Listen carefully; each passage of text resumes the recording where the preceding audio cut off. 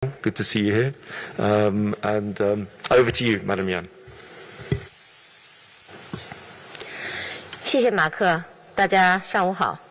今天我们很高兴再次邀请到北京冬奥会和冬残奥会运动委员会主席姚瑶女士出席今天的发布会。2月1号的时候，她也跟我们一起在这个主发布厅出现。通过视频与大家见面的是我们防控办公室的副主任黄春先生。今天的主题是冬奥会上的女性力量。我先特别自豪地说，那么本届冬奥会是有史以来女性运动员参与这个比例最高的一届冬奥会，也是女性运动员参与的项目最多的一届冬奥会。在新增的项目中，我们也充分地考虑了女性运动员平等参赛的问题。从第1届冬奥会上仅有10余名女性选手，到第3届冬奥会开幕式上，第1位女性运动员旗手出现。从第7届冬奥会上首位女性运动员代表进行运动员宣誓，到如今1300多名巾帼英雄披甲持竿，踏冰飞驰。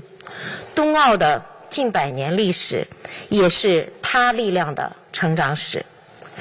在本届冬奥会中，我们看到了非常多耀眼的这个女性，有参加过多届的冬奥会，仍然保持着热情与勇气的老将，有初登大赛但是这个锐气不可摧的00后的姑娘，有戮力同心携手奋进的赛场的姐妹花，还有兼职参赛斩获铜牌的天眷女子。她们的出现让冬奥这个冰雪盛会变得更加的闪耀动人，意义非凡。她们的登场集中代表了女性在体育舞台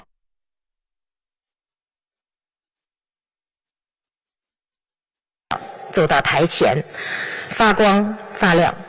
下面呢，我继续通报一些情况。首先是赛事情况。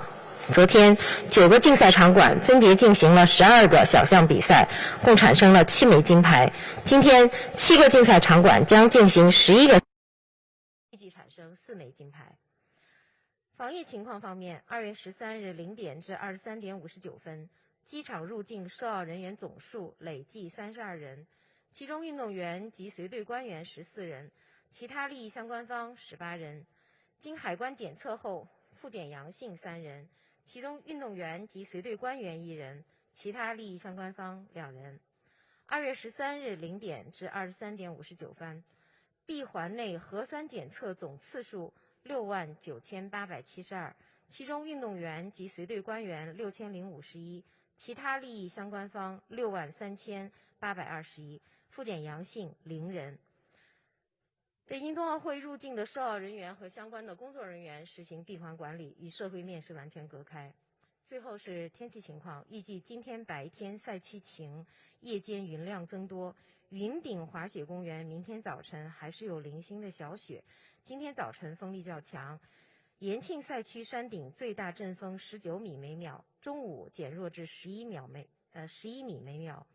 气温仍然较低，北京赛区零下9度至0度，延庆赛区山顶是零下23度到零下21度，张家口赛区零下23度至零下17度，风寒的效应还是比较明显。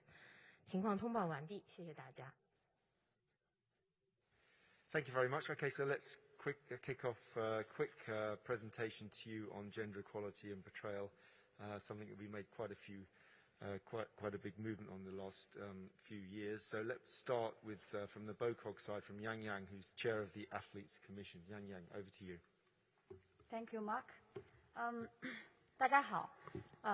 过去的10天，我相信大家和我一样，都是对我们的这个所有赛场上的这些表现感到非常受鼓舞。每天除了鼓舞还有感动。那么另外呢，尤其是女性运动员啊，我相信大家和我一样，在那么像谷爱凌那样的项目，我说简直是太不可思议了。然后我甚至让我的女儿去看她的比赛，我也希望她的表现能够去影响到更多的小朋友敢于突破自我。那么我简单汇报一下，在组委会层面上我熟悉的领域里边，刚才贾勇老师已经讲了一下组委会的相关情况。那么我说一下，在我熟悉的领域，运动员委员会，我们19名委员里边有14名是女性。那么其实在我们委员会里边，我可能要担心的是如何保护男运动员的这个相关权益。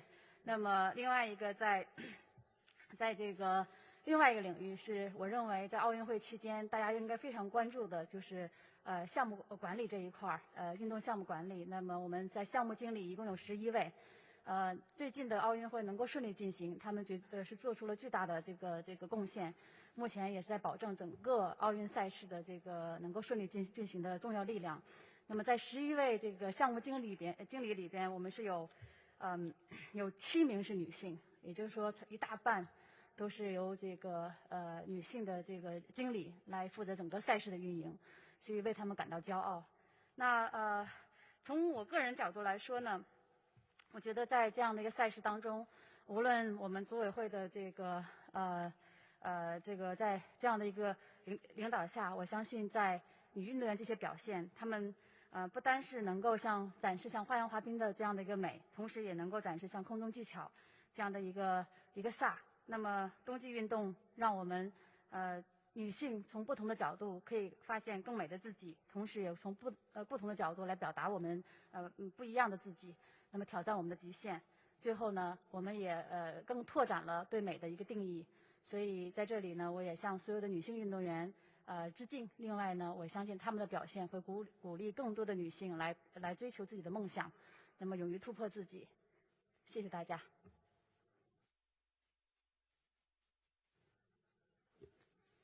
Thank you very much, Yang Yang, indeed. And let me now just come to Yanis in a moment to talk about gender portrayal and how we're moving things along in broadcasting. But just to give you a few kind of general points, obviously the Olympic Games is a great platform for promoting gender equality around the world. And as you saw in Tokyo, the figures were gender balanced, 48.8% of women participating, so very, very nearly there. The Youth Olympic Games in Lausanne, we actually did reach full gender parity, and here in Beijing, Winter Games is a little bit behind, but not much. We have a record number, 45.4% women competing, the highest representation at the Olympic Winter Games. How did we achieve this? Obviously, it's a strategic priority in Olympic Agenda 2020 and 2020+5, and really pushing that forward. And secondly, by cooperating, working closely with all of our stakeholders, international federations, national Olympic committees, organising committees, broadcasters, and of course our own OBS. And working through all the issues here systematically, schedules, portrayal, and so on. Just to start on the Olympic programme, with the changes made specifically for Beijing 2022, skating joined the federations of biathlon and curling in reaching gender equality in the Olympic programme, while bobsleigh, skeleton, ice hockey, luge and ski federations all increased their female participation. In addition, the disciplines of skeleton, speed skating, alpine skiing, cross-country, freestyle and snowboard all have moved towards gender balance for the first time. In Beijing, we have the highest number of women events, that's 46, thanks to the addition to the programme of women's monobob, which I think happens today. Big air skiing for both men and women. And in addition, this is sometimes forgotten, 4 new mixed team events. Mixed team aerials, mixed team ski jumping, mixed team snowboard cross, short track speed skating, mixed team relay. And these are actually very, very important because it sends a signal from the IOC to the National Olympic Committees that the mixed events are important, that they need to build up the capacity of their women's teams and invest in their women's teams, women athletes. And that's very important for bringing forward, obviously then for individual events as well. And therefore we have 53% of events in Beijing compared to 46% in Pyeongchang that will feature women. Just to focus on a couple of day-to-day things, and Yanis, I think, will take over in a second. You know, the schedule for the Games comes many years ahead. It's fixed about 18 months before the Games. And we're doing a number of smaller things, detailed things, to really push gender equality and appearance in the programme. And I'll give you one example. I'm sure Yanis will give you many more, but we moved ski jumping for the first time ever. It was the first medal event in ski jump, was a women's competition on day one, and that provided some iconic images of women athletes there. And I think that's quite important, something I guess we'll touch on. Just to give you very quickly what we'll be doing next. Obviously, Paris will soon be upon us. I'm sure everyone is looking forward to 2024. We've set a goal of 50% female participation, with exactly 5,250 men, 5,250 women taking part. I'm not sure that any other sporting organisation can really match, big sporting organisation can really match that in terms of international events. And obviously in regards of the Winter Games coming up in Milano Cortina 2026, we'll also be pushing for equality. So that's just to give you a quick tour d'horizon of what we're doing and what we still have to do. And one of those key things that we have to do is work on portrayal, broadcasting, and Yanis, I think, can give us a few words on what he's been doing, what his team's been doing. Yanis. Thank you very, very much, Mark, and it's a pleasure to be meeting with all of you again today. First of all, allow me to say that I could hardly think of a more appropriate timing for us sharing this information, given the fact that only in a few minutes we will have the medals ceremony for the introduction of a fantastic women's event, the women's monobob. So this is an introduction for these games. Mark went through a number of efforts that had been taking place on the program front. Why is this important? This is the content. This is the starting point, and this is actually one of the most difficult things, because it takes a long time. It takes a lot of consultation and organization together with all the stakeholders, with international federations, with the national Olympic committees and so on. And I would like, on behalf of media, on behalf of broadcasters, to pay tribute to this incredible work that has been going on for a number of years now, led on the IOC side by Irina Gladhi, who is responsible for the sports program for the Winter Games. We've been working very close together to ensure this balance.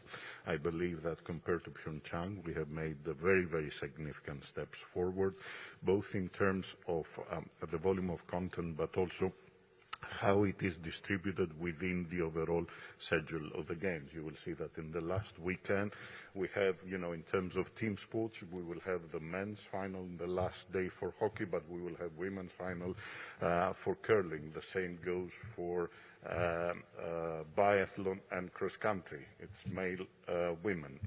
It is more or less the same happening for bobsleigh and skeleton. So we worked in details trying to balance this. This is important work, but I think equally important is the way we showcase.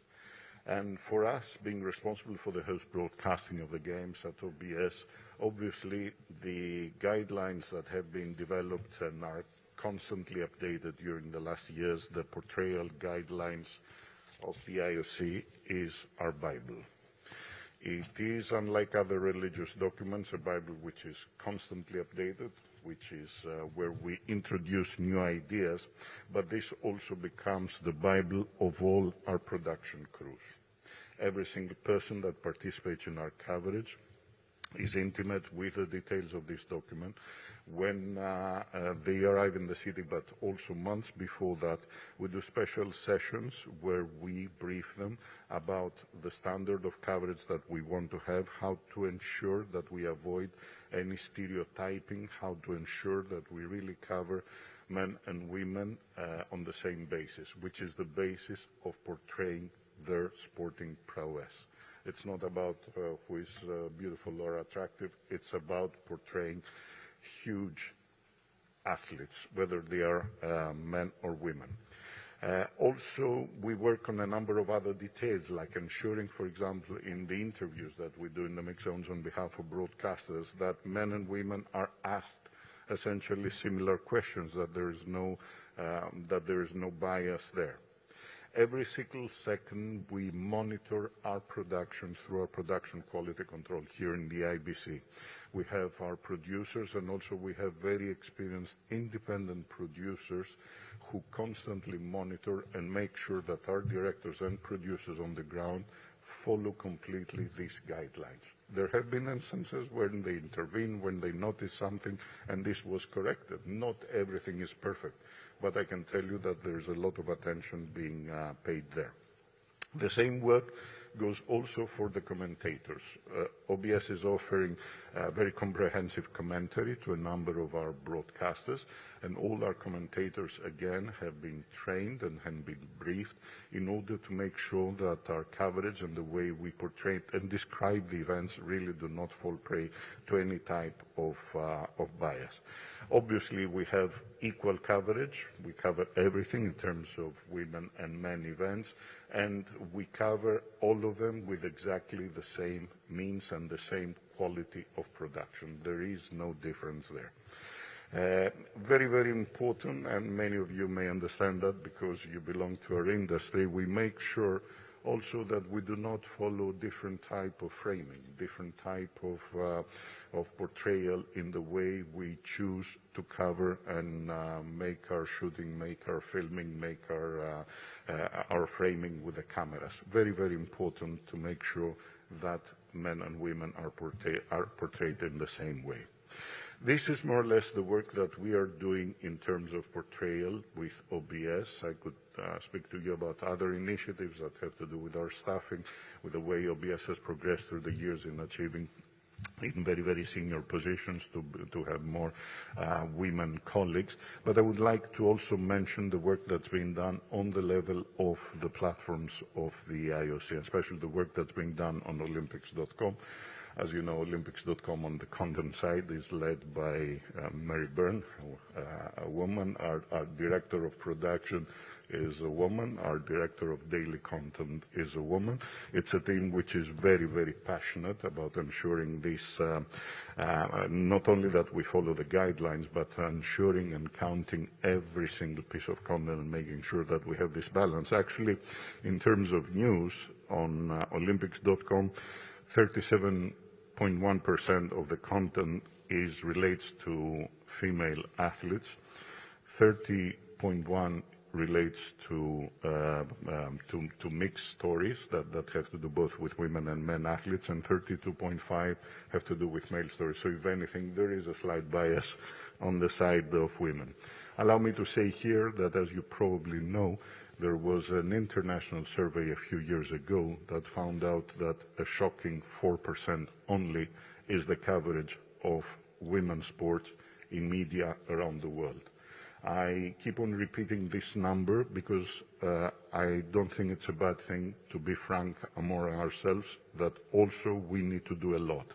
As media, as broadcasters, as people working in sports media, we have a lot to do. Of course, what the event is and how the program is made is important, and we've seen the progress that it's made, but the showcasing of women's sport is not where it should be. And also we need to be aware that the pandemic has not hit women's sports and men's sports in the same way. 21% of women are thinking of abandoning sports because it has become very hard with them with the pandemic. So those are objective things with which we need to deal, and I would like to close with that, because one thing is to celebrate the achievements. The most important thing is to identify the gap and see how we can collectively do better. Mark, thank you very much. Thank you very much, Yanis. Okay, open for any questions. Yeah, gentleman in red there, and then we'll come to Christine Brennan from USA Today. Yeah, so. Well, thank you, Mark. Zheng Yibing from CDTN. My question is, 7 sports events are newly added to the 24th Winter Games here in Beijing, including freestyle skiing big air. Among them, 6 have women athletes participating. So my question is, do you encourage women athletes to compete in Nordic combined in the next Winter Games? Thank you. Yeah, I mean, I think it's a matter for all the federations, obviously. But I think if you talk to FIS, you'll know that the Skiing Federation, you'll know that they are keen to improve, and they have improved in a lot of their disciplines. So yes, I would encourage women to compete in all those events, and I would encourage, and I don't need to encourage because I know FIS are on it, that they would be encouraged to try to promote women's sport in all those domains. So yeah, Christine.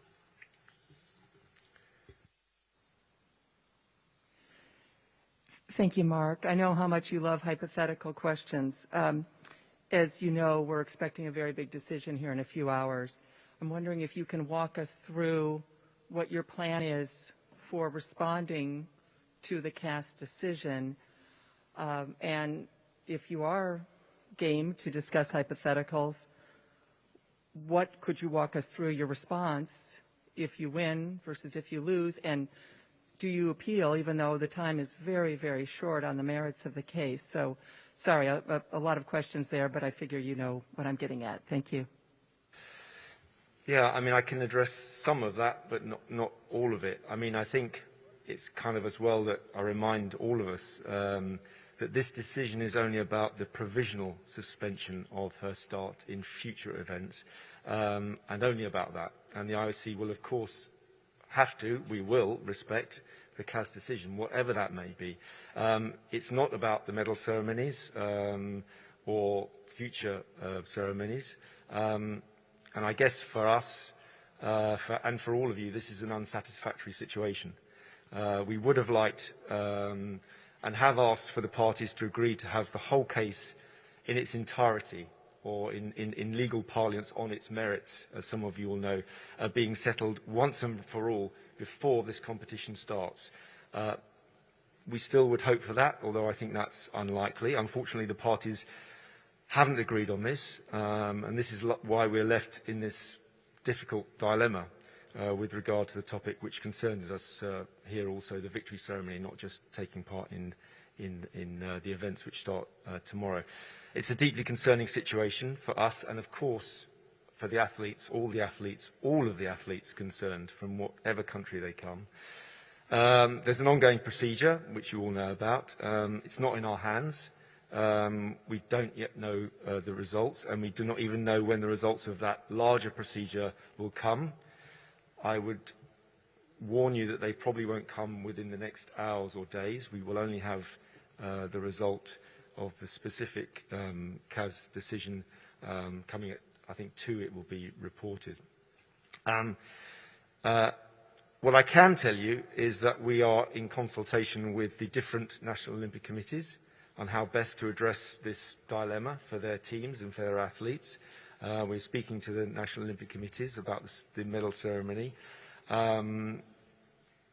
whilst at the same time, of course, fully respecting the rule of law. Let me also remind you that if CAS decides to let this athlete, Kamila Valieva, start tomorrow, it does not mean, on the one hand, that she has not committed a doping offence, and at the same time, if CAS decides to not let her start, it does not mean that the doping offence has been confirmed.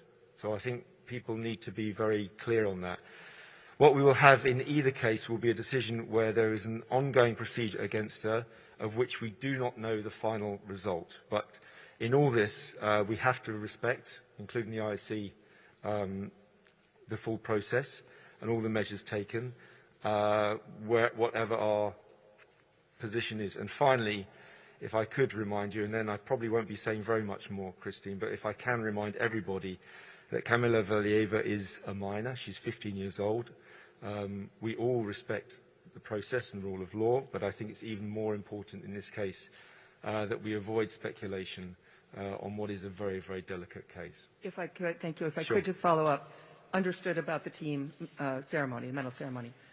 This decision today, is it your understanding that absolutely it will tell us, this particular part of whether it overturns the Russian panel's decision or not, this will tell us if she is going to be allowed to compete in the women's competition, or is there potential for something more between the decision and then the, 6, 7 p.m. start time tomorrow?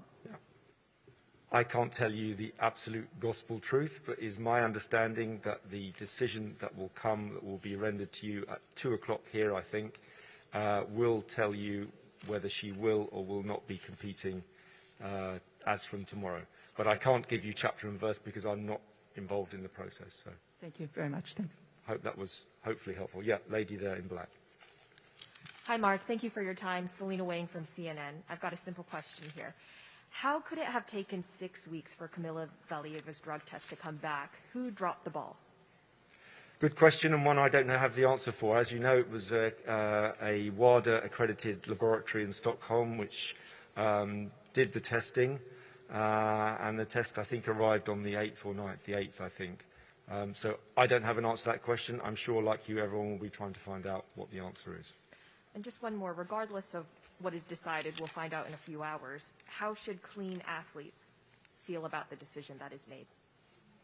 The clean athletes should continue to have confidence in the system. The system, I'm afraid, is slow. Justice, I'm afraid the wheels of justice do run slowly. We would like them to run faster so that there would be clarity for everybody involved, for all of the athletes. And that includes Valieva. That also includes the other teams that are hoping for medals. We would really like that, but I think what you can see that this is being done thoroughly, that this is being done properly, and there's a due process.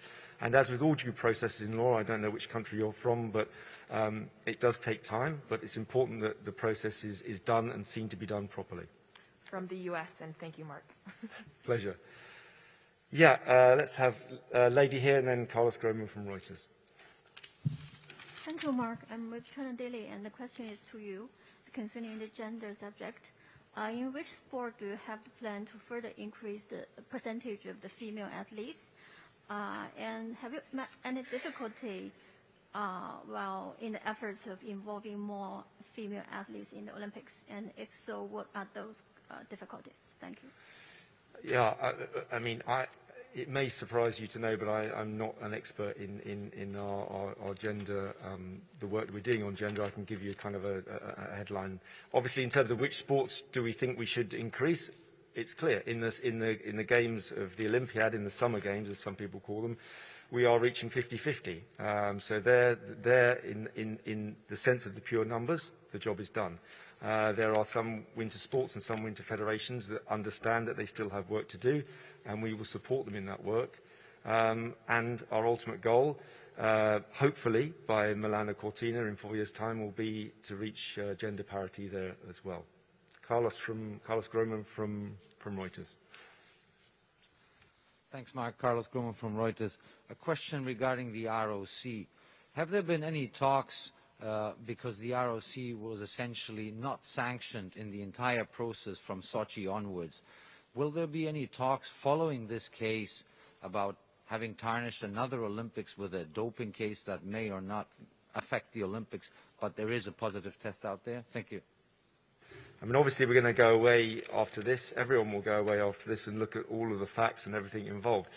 I believe, I may be wrong, but I believe that in the inquiry that no finger was pointed at the Russian Olympic Committee, and that largely it was seen as a state-sponsored process that was under discussion. So, yes, of course, everything will be looked at, but it's a little bit prejudging the whole thing at the moment.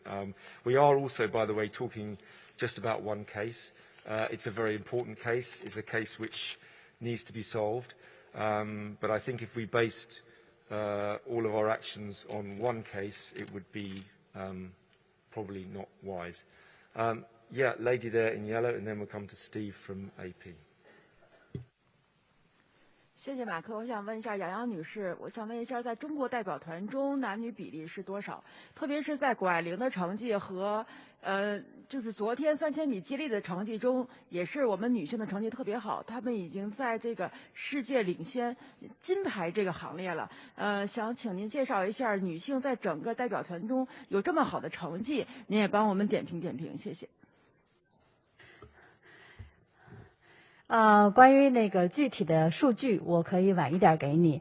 但是呢，基于中国运动的发展啊，我自己亲身经历了过去30-40年的这样的一个发展。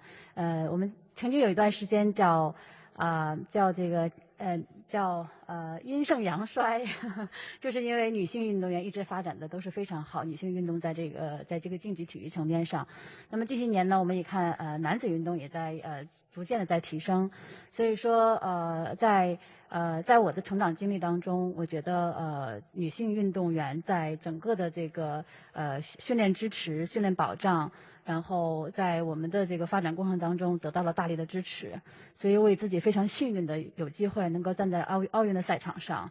那么这一次中国代表团的表现，就像我刚才讲的，我用他们的故事来激励我自己的女儿，我希望她也能够像这些运动员一样，尤其这些女孩子一样，变得非常勇敢，能够在未来去追求他们想做的事情。那我相信。很多的妈妈像我一样，都是希望能够用这些运动员的故事来激励他们的孩子能够去成长。所以说，谢谢你的问题。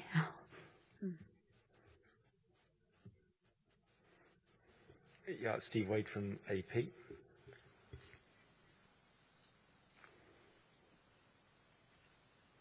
Mark, hi, Stephen Wade from AP. Since we're talking about gender and we're talking about women, in the case of this very young Russian skater, what can you do to protect athletes who are so young? You know, 15 years is incredibly young. This is an adolescent. We're seeing younger and younger athletes participating. What is the IOC's responsibility to sort of govern this and protect post-puberty athletes who barely, are able to make decisions on their own? It seems like we should have some limit on the age that athletes can be participating in the Olympics. Thank you. Yeah, I think there's two issues here, well, many issues, but I mean, clearly, firstly, it's for each team to make sure, each National Olympic Committee to make sure that there are adequate safeguards, and we hope and we are confident that they're doing that, but also the IOC is playing its part. So all of the NOCs are allowed to apply for chaperones for their athletes. We have athlete welfare officers. Again, they're allowed to ask for multiple athlete welfare officers within their teams. Whole range of campaigns as well, working within the village. And we have been running seminars, and we work seminars in terms of safeguarding. I think there's a course now that we're offering for safeguarding officers. So it's slow work. It's not something that's going to be changed overnight, but I think if you start getting safeguarding officers into place, that will certainly help it. And as I say, we offer extra support within the village and to the teams, but the teams ultimately have to take responsibility for that. But what I would also say is, yes, it's a concern, but let's not take away the opportunity and the joy that sport, participating in sport can bring to young people of any gender, of all genders who want to take part in the Olympic Games. We should offer that if we can. It needs to be done in a safe and secure way. But yes, there are certainly issues. Lady from the BBC there, I think it is. It's a question for Mark on the Valieva case. Mark, I appreciate, this is ongoing, but how damaging is it that this has dominated a large part of these games, and for many people it might be what these games are remembered for? Yeah, I sincerely hope not, and I would imagine a lot of people sincerely hope not. Yes, it's very important that we get to the bottom of this, and yes, it's important that the media and the press concentrate on this, but I would say outside of here, actually, a lot of people are still watching, enjoying the games. That's not to dismiss this issue, that's very important. But I would say the vast majority of coverage and the vast majority of coverage in newspapers and TV around the world and digital is on the sport, which is as we would all want it to be. And anything that takes away from that is terrible.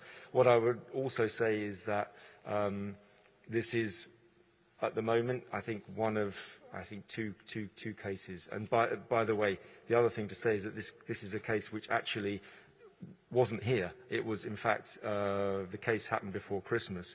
Unfortunately, it has ramifications for here, and those ramifications need to be dealt with, and they will be dealt with. And it's unfortunate. Of course, it's unfortunate. And as soon as we can get back to concentrating on sport, then I think we'll all be very happy. Yeah, gentleman here. Hello, Angus Watson from CNN. My question's for Ms. Yang. It's about representation. What is the Athletes Commission doing to make sport a safe place for LGBT athletes? And would China welcome an openly gay athlete onto its team?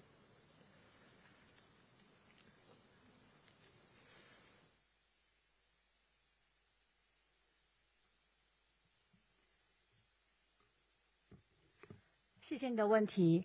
我们在我们的法律下，我们都非常尊重所有的这个权益。那么我们也在欢迎多样性的这个表达。那么在这些权益上，具体的事情我觉得还是要具体去处理。那么目前呢，我们还没有遇到一个具体的 case， 但整个委员会我们都是年轻的运动员，然后也经历过4到5届的奥运会，所以大家对多样性的这种保护是非常积极的。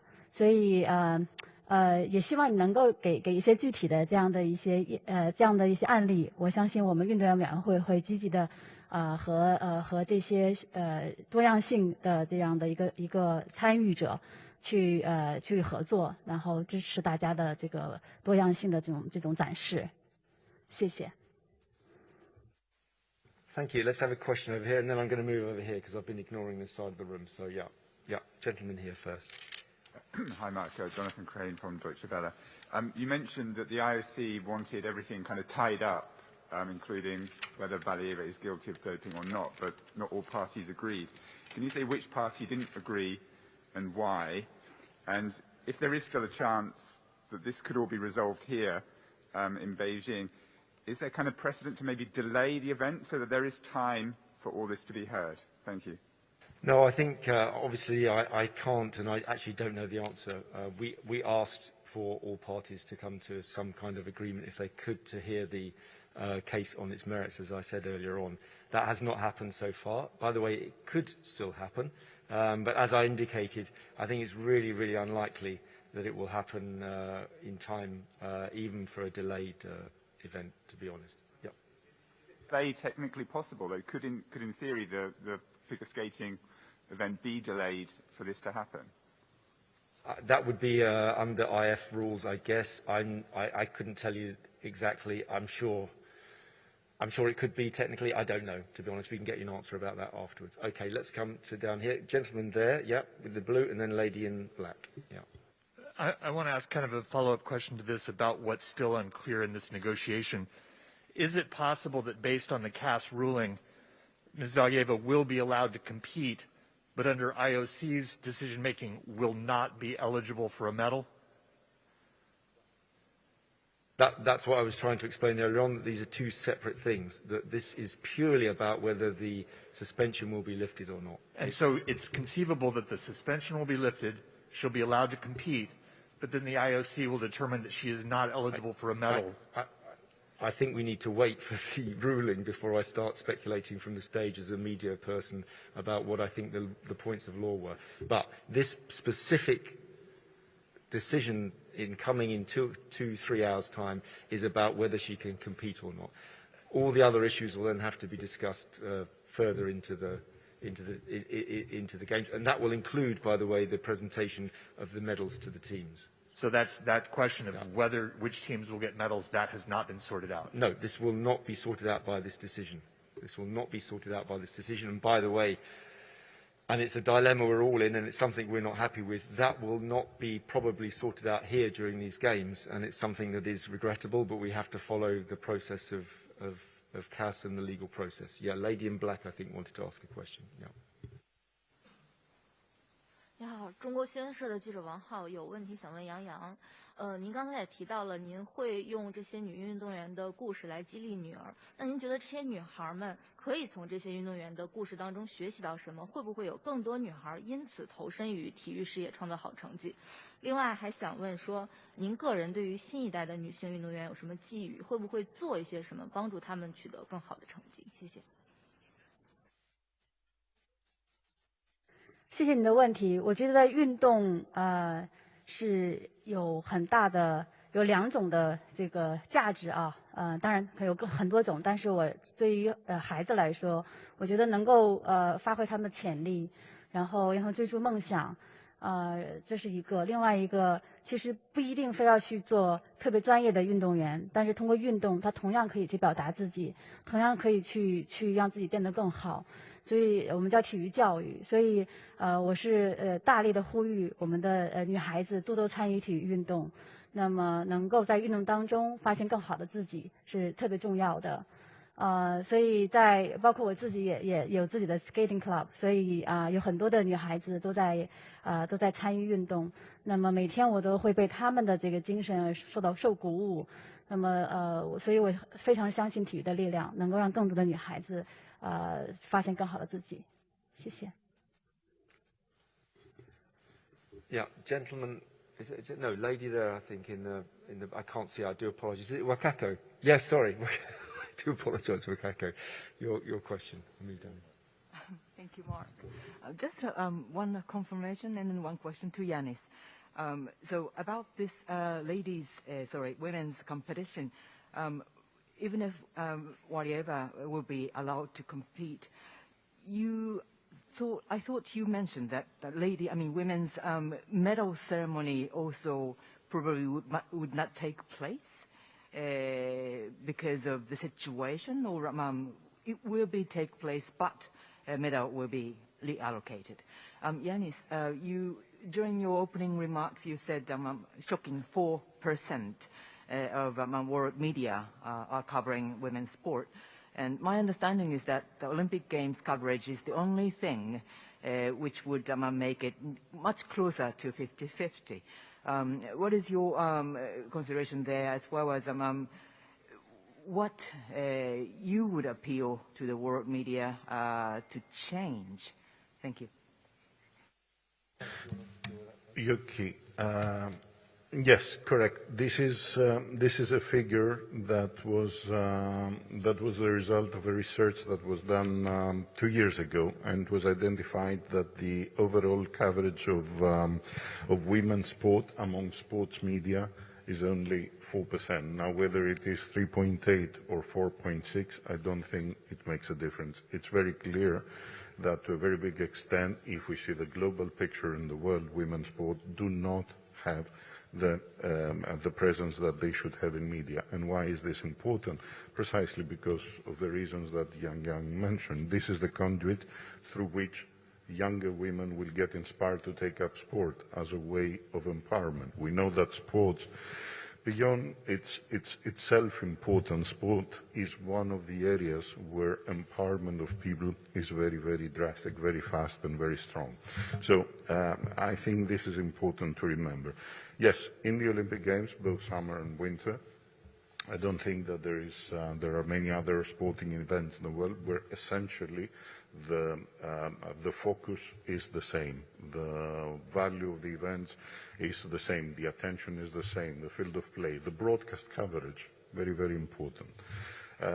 And I think that one of the recommendations among many others that could have is for us in media to start rethinking about the perceived value of portraying women's sport. There is a very traditional idea that people simply don't care, they don't follow women's sport. Well, I think this is a relic from very old ages. It is not the reality. It starts being proven that media who portray women's sport have a very, very good traction with that. It's also very clear now that among the younger generations, more than 70% of men do follow women's sports as they do men's sports. So some traditional barriers that were there have probably moved in society, and I have a feeling that sometimes ourselves in media, we are not in keep with what's going on in society, especially among the younger generation. So this would be a strong encouragement. We see it with our broadcasters. You know, Eileen Gu is the biggest story in the games. It's the biggest moment so far we have seen. It's in a women's competition. Thanks, Yanis. To your first question, do you want to follow up, or you want me to answer the question? Yeah. So obviously, you put your finger on the dilemma that we find ourselves in, and this is the terrible dilemma that we have. The decision which will come is a decision only on whether the suspension will be lifted or not, whether the skater can take part, whether Kamila Valieva can take part or not take part. So I think it would only be wise to wait for that decision and see what the ramifications are. We would, in principle, like to see everything happen, medal ceremonies, competition, whatever, but we have to really wait until that decision, and you don't have to wait very long, hopefully. Yeah, lady there in grey, I think, with your hand up. Yeah. Yes, that's you looking round. Yeah, thank you. Thanks, Mark. With Reuters. Questions for Madame Yang. There has been some discussions about the foreign-born athletes competing for China, such as Eileen Gu and many on the men's and the women's ice hockey team. Even though China does not recognize dual citizenship, so wonder what do you have any comments on that? And also, there has been some internet violence against some non-China-born athletes who were considered not performing very well this time. So has the athlete committee done anything to protect this athlete sense? Thanks. 谢谢你的问题。May I answer in Chinese or English? Chinese, okay? Okay, okay. 谢谢你的问题。其实体育交流是一个比较常见的。那么不光是北京冬奥会期间，其实在平昌在之前的奥运会里边都有这样的交流。也有这个包括那么对于你刚才提的几个案例呢，我相信都是按照我们的相关的程序、相关的法律，包括国际奥委会的相关要求去做的。那么这一点呢，我也非常尊重他们的这样的一个选择。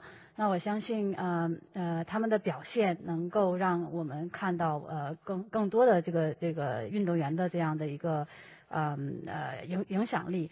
那第二个问题呢是关于网上的相关情况。其实我前2天也在电视上做了一个表达，那也算是代表运动员委员会吧。我觉得这个每一位运动员都在全力以赴做到他最好的这个表现。那么在比赛当中，无论是成功还是失败，都是他成长的过程。那么我们应该尊重他们的这样的一个这个甚至要学会去欣赏每个人出现失败的时候的这样的一个表现。那么更多的去鼓励他们。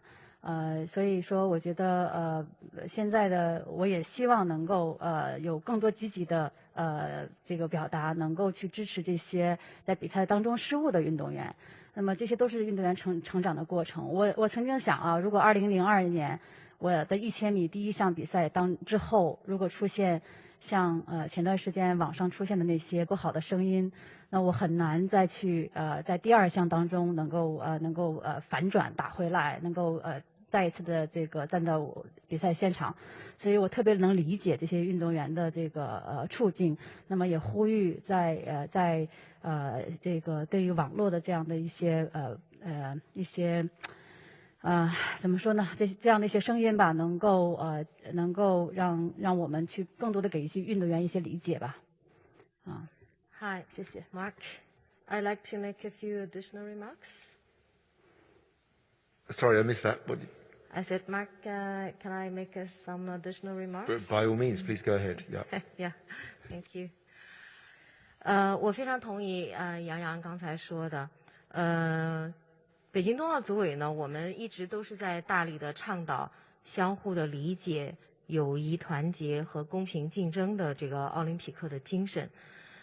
我是注意到很多的网民，在网上是为各国运动员，都在点赞。那么，运动员他在追逐梦想和挑战极限的这么一个过程当中呢，他难免是会遇到一些困难和挫折的。我想，正是他们这种越挫越勇、百折不挠的精神，是生动地诠释了这个奥林匹克更快、更高、更强、更团结这样的一个格言。我们中国也是说这个不以成败论英雄，所以我们是呼吁所有的人为所有的各国的运动员，为他们的拼搏和努力，喝彩。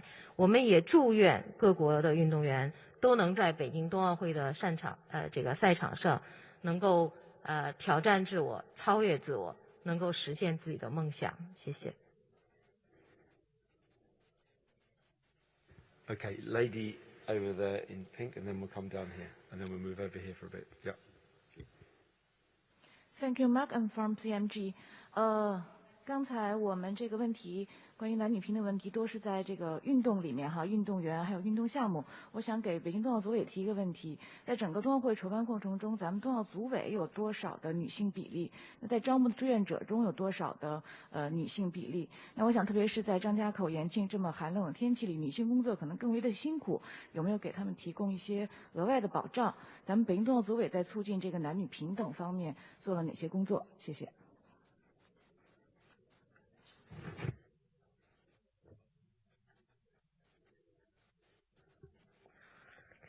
谢谢你的提问。首先呢，我要向这个所有的这个冬奥会上，北京冬奥会上所有的女性的运动员、女性的记者、女性的工作人员，还有咱们的志愿者，表达这个敬意。那么今天是与女性主旗这个相关的哈，所以我其实也特意做了一些功课，我可以跟大家分享一组数据。首先呢，是我刚才最开头的时候提到了，北京冬奥会呢是这个女性的运动员参赛比例最高的一届冬奥会，那么参赛的比例达到了45%。同时呢，这个女性运动员参与的项目也是达到了历届的最多，在全部109个小项当中，女子的项目达到了46个，男女混合和团体的项目是4个。新增的项目也充分地考虑了女性运动员参赛的问题。新增的这个7个小项当中呢，2个是女子单项，4个是混合团体项目，仅有1个是男子单项。这个也充分地体现了就是这个奥林匹克2020议程当中关于这个推动运动中的性别平等的这样一个理念。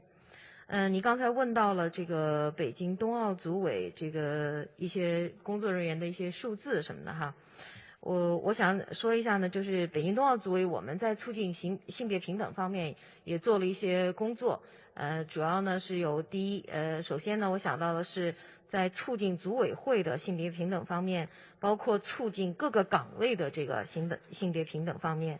那么北京冬奥组委的工作人员中，女性员工的比例是不低于40%，女性志愿者的比例是不低于50%。那么我们运动员委员会的主席是由杨洋来担任，而且他刚才说了，在这个运动员委员会里，女性的比例是大大的高于50%。第二方面呢，是我们是促进这个工作岗位的平等权益，加强对女性同仁的保障。保证相同的岗位，女性和男性同仁有平等的工资薪酬。第3个呢，是为这个女性运动员和收奥人员提供安全的体育环境。在3个冬奥村的综合诊所呢，都专门设置了女性的诊疗室和治疗室，也配备专业的妇科医师和诊疗服务，为女性的收奥人员提供服务。第4呢，是我们实施了这个中小学的奥林匹克教育计划，为男女学生提供平等参与这个冰雪运动的机会，男孩子和女孩子从小就是平等的。最后呢，我想说呢，就是对于中国来说，这个坚持男女平等是中国的一个基本国策，写入了宪法。在中国我们都说，可能很多人也都知道，妇女能顶半边天，有的时候是顶了半边多的天。那么妇女在中国被认为是人类文明的开创者，社会进步的推动者，在各行各业都在书写着不平凡的成就。我这回答有点长，谢谢你。Thank you very much. Yeah.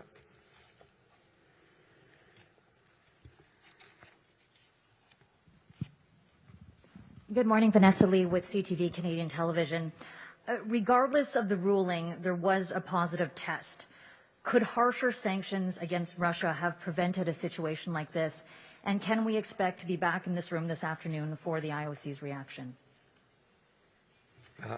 What I would remind you of is that there's an ongoing case, and we still have to find out what the ruling of that is. The sanctions taken against the Russians, against the Russian team, were brought forward by WADA, and were actually marginally diluted, I think, by the Court of Arbitration in Sport. So those were the sanctions that were deemed fit and legally fit for the Russian team. Yeah. Can we expect to be back here this afternoon then for the IOC's reaction? I don't know. Let's wait to see what the decision is first before we decide what we're going to do about it. But yeah, what I can tell you is that we will follow the decision absolutely, because that's our job. We have to follow the ruling of CAS, and we will follow that decision to the letter. Whether sometimes we like decisions, sometimes we don't like decisions, but it's like the law in any country. You should follow it, and we will follow the ruling of CAS. Yes. Hi, Mark. Inside the game. Mark. Yeah. I think I forgot to address some of the points that have been raised by the lady journalist there. So let me use Chinese. Yeah, if you could briefly, because we're coming Okay. near the end. Yeah. 你刚才提到，在这个寒冷的天气下，对于中方的工作人员有没有一些什么特殊的保护措施？那么在寒冷、低温和大风的这个环境下工作呢，对在冬奥会期间这个工作人员啊，他们必须面对的一个很大的一个挑战。那么我们主要是通过服装的保暖啊、辅助的保暖，还有轮岗的排班，还有餐食保障等各个方面的措施，来帮助工作人员克服寒冷天气带来的困难。同时我们也有一些岗前的培训，确保这些工作人员和志愿者他都充分的了解防寒、防冻、防风的一些相关的措施。谢谢。Thank you very much. Let's go to inside the games. We're past the hour mark, but Michael do Pavitt carry on, from Michael. Inside the Games.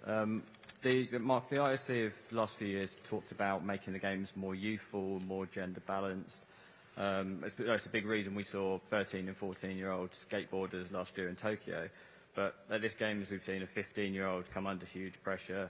The last few years, we've seen sort of welfare scandals, largely involving sort of younger female athletes. How damaging is this to what the IOC are trying to achieve, what they're trying to do? Well, I think, as I said to a previous question, there's a balance here. We have to offer everyone we can the chance to follow their Olympic dream, and I think everyone would like to see younger athletes involved, and everyone will remember from Tokyo some of the amazing performances, for example, in skateboarding. But there is a balance and there is a challenge, and that's the welfare of the athletes. And I went through the measures that I think I know that are being taken. We need to do, of course, always. Everyone needs to do more in these cases.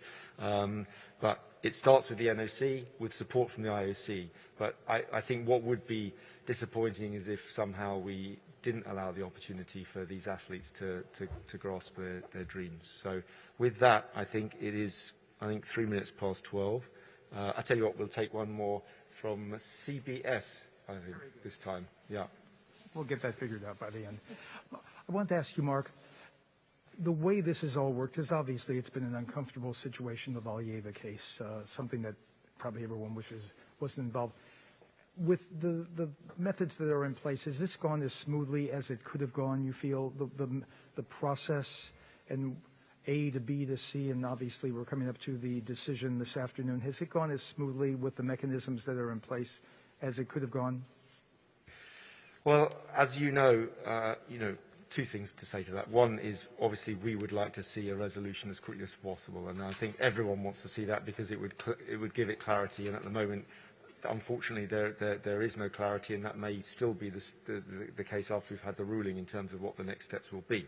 We'll have the initial decision about whether she can compete or not compete. But what I would also say is that we took a strategic decision some time ago to give testing and sanctioning to independent organisations because we didn't even want the appearance of a conflict of interest, and I think that's very important. So I won't be involved. There will be, I'm sure, a whole range of inquiries into the testing in Stockholm and so on. That's not up to me. That's not up to the IOC in the first instance to look into. That's up to independent organisations. I'm sure that the full truth will come out and we will all be able to discuss it, but I won't be able to say any more about that at this stage. I just meant the cards you've been dealt. Do you think this has been handled as well as it could have been with the cards that you've been dealt? all I will say is that this is an incredibly complicated case. I mean, it's incredibly complicated, but I think it's also very important that we all stay in our lanes, that we all stick to the functions that we are supposed to carry out. We will stick to ours. We will try to deliver the games as best we can, but we need to respect the ruling that will come this afternoon. So I'm sure, like all of you, I'm looking forward to finding out what that is in the next few hours. Thank you very much, everybody. I will see you all again at 11 tomorrow, if not before. Thank you very much.